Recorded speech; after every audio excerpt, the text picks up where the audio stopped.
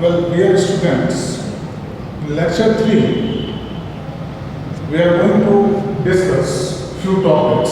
The first one is support for socialism. After that, we will see Russian Revolution, and then what happened in 1914, then about World War, and socialism in Russia, 1905 revolution, and about Lenin's April thesis as well. So let's begin from the first topic, support for socialism. We have discussed in the last lecture, in the previous lectures also, that how there were a huge demand of socialist society in Russia. And as we have seen, before any revolution, behind any revolution, there are certain causes. So in Russia, there were also certain causes behind Russian revolution. That is why there was a demand of, socialism. Liberals, radicals, nationalists, they were trying to bring socialism in Russia. Okay? So support for socialism. By the 1870s, socialist ideas spread through Europe. Socialist idea spread through Europe. Workers in England and Germany began forming associations. In England and in Germany, workers started forming associations, groups. For what? So they started forming associations to fight for better living, reduction of working hour. We have already discussed. Working hour were up to 15 hours. The workers have to work up to 15 hours in a day. So they demanded the reduction of working hour and the right to. That was the ultimate one, right to work. So come to Russian Revolution. There is a trick to remember this particular term, Russian Revolution. You can write it as, look at here, Russian Revolution is equal to the fall of monarchy in 1917 plus the events of October. Okay. We can define Russian Revolution in short as the fall of monarchy in 1917 plus the events of October. That means the fall of monarchy in 1917 and the event whatever took place in October. If we discuss both these two, it will be called a Russian Revolution. So we can say that the fall of monarchy in February 1917 and the events of October are normally called the Russian Revolution. Social conditions in Russia and political conditions in Russia. You must know about the social conditions and political conditions in Russia. To know about these two, we go back to 1914. Like what happened here? Tsar Nicholas II ruled Russia in 1914. Tsar Nicholas II ruled Russia in 1914. What kind of government? Monarchy. Okay. And about economy and society. So at the beginning of 20th century, vast majority of Russia's people were agriculturists. Russia is a huge country. Large country in terms of geographical boundaries, population, and here we can see that about 85% of population all were living from agriculture. So Russia's railway network was also extended, but most industry was the private property of industries. That was the main reason. This one. Most industry was the private property of industries. We have seen in lecture 2 and lecture 1 also that was the major reason behind the revolution. People did not want this kind of private property of industries. What will be the consequences? We have seen.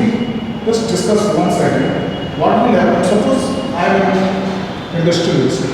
I have invested huge money in any business. then all the profit, I will take all the profit of, whatever will come. But what should be? For the betterment of the society? For the betterment of society, the profit should be distributed among workers as well. Because I am not working in the factory or lower level where workers are working, laborers are working. They are working for 15 hours in a day but getting low wages. And when they are bringing up the profit, all the profits are going into the hand of one individual who is the industrialist or the capitalist. So in Russia, liberals and radicals and nationalists opposed this kind of system. They wanted the profit to be distributed among the workers in society, in community as a whole. Okay? So most industry was the private property of industries. That was the reason. Here, socialism in Russia. Again, there is one topic. Socialists formed the Russian Social Democratic Worker Party. When socialists formed Russian Social Democratic Workers Party. And they respected Marx. We have seen in previous lecture Karl Marx. Okay? We have seen about the Karl Marx idea. Here they demanded the land should be redistributed. Land should be given to peasants.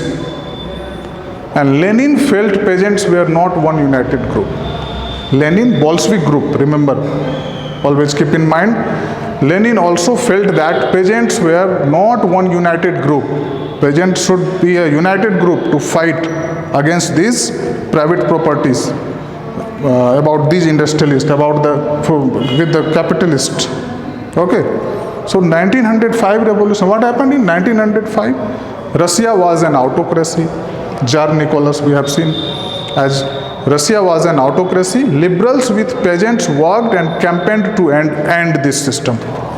Liberals with peasants worked and campaigned to end this system. In previous lecture also we have seen liberals and radicals and nationalists worked hard. Nationalists supported them here also. See, nationalists supported them. Here one incident took place. You must note down. Father Gapon was trying to reach to Winter Palace with his followers. But what happened? Police attacked on them. And in this incident, 100 people were killed and almost 300 wounded. That was a Sunday. That is why it is named as Bloody Sunday. So, this incident started a series of events which is known as 1905 revolution.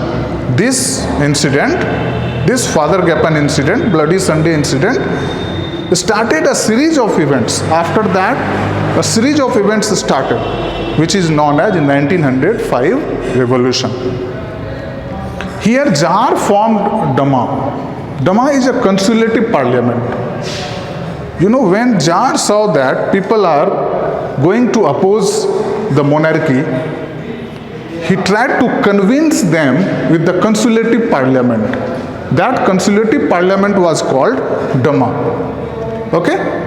But what happened after some time, Tsar realized that we should dissolve Duma. He re-elected second Duma after 75 days, and again after 3 months he formed third Duma, where he filled the Duma with conservative people. Tsar realized that if there will be conservative people, then they will not oppose him, oppose his system. That is why Russia's army lost in World War. Here Russia's army lost in World War in 1916. Around 1916, the war had severe impact on industry. Definitely, whenever any war comes, it creates a devastating impact. it had a severe impact on industries. Railway lines were, broken down and industries were collapsed. So, in these conditions, Lenin's April thesis is also one important thing which we must note down. You must note down Lenin's April thesis was having 3 basic points. He demanded 3 points. First was the war should be closed. Second was land should be redistributed or given to the peasants. And third was banks should be nationalized. So these 3 important points were, there in Lenin's April thesis. Okay? So let's conclude it. Again, I will try to dictate it in simple way. Socialism in Europe and the Russian Revolution. In this chapter, the support for socialism in this topic. इस topic में हम लोग देखेंगे कैसे 1870s के time में socialist idea जो है वो यूरोप में फैलता जा रहा था. पहले भी देखा है, पहले के लेक्चर में सोशलिस्ट आइडिया पे रेडिकल्स, लिबरल्स और नेशनलिस्ट काम कर रहे थे. ओके? जैसे यहाँ इंग्लैंड और जर्मनी में भी वर्कर्स चाहते थे कि एक एसोसिएशन बनाए, ग्रुप बना के बेटर लिविंग और वर्किंग आवर को कम करने के बारे में डिमांड वो लोग लेकर के आए कि इतना 15-15 घंटे का वर्किंग आवर नहीं होना चाहिए, वेजेस कम नहीं होने चाहिए, ये सब डिमांड लेकर के आए. फिर यहाँ देखिए रशियन रेवोल्यूशन को याद करने का एक ट्रिक बताया था मैंने आपको कि रशियन रेवोल्यूशन को लिख सकते हैं Russian revolution is equal to the fall of monarchy in 1917 plus the events of October. इस दोनों को ऐड करके रशियन रेवोल्यूशन बोल सकते हैं. So we can say that the fall of monarchy in February 1917 and events of October are normally called the Russian Revolution. अब यहाँ social conditions और पॉलिटिकल कंडीशंस रशिया में कैसा था उस पर डिस्कस करेंगे. तो इसके लिए 1914 में देखते हैं जाके, जब जार निकोलस II रशिया में रूल कर रहा था, तभी कैसा कंडीशंस था इकोनॉमी और सोसाइटी का.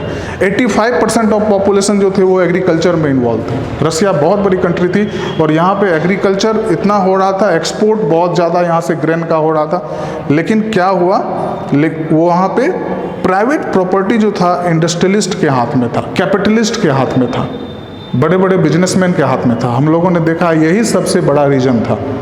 मैं फिर से एक्सप्लेन कर देता हूँ. कैपिटलिस्ट के केस में क्या होता है कि सारा प्रॉपर्टी सभी वर्कर्स को उसका प्रॉफिट डिस्ट्रीब्यूट नहीं किया जाता है, खाली कैपिटलिस्ट ही उसका प्रॉफिट लेके जाते हैं. तो इसके अगेंस्ट में लोग आए, तब जाकर के सोशलिज्म रशिया में आना स्टार्ट हुआ. 1905 में रेवोल्यूशन हुआ. यहाँ फादर गैपन का एक इंसिडेंट था. फादर गैपन विंटर पैलेस की ओर जा रहे थे तो उस पर पुलिस ने अटैक किया, 100 लोग मारे गए, 300 लोग से ज़्यादा घायल, बहुत लोग हो गए.